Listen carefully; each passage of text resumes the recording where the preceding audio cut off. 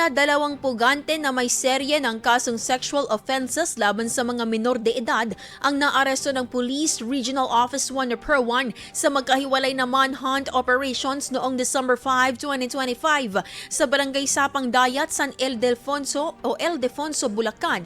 Nasa kote ng Sual Municipal Police Station ang Region 1 top at 7 most wanted person na nakatala rin bilang top 1 most wanted sa municipal level at top 6 sa provincial level.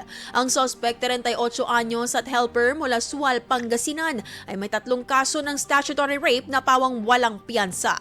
Sa hiwalay na operasyon, naaresto naman ng Umingan Municipal Police Station at San Quintin Municipal Police Station ang top 1 most wanted person ng Umingan.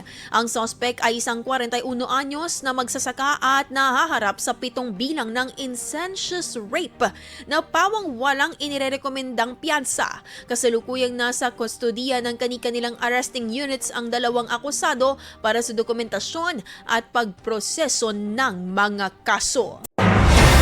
IFM News. IFM News. IFM News.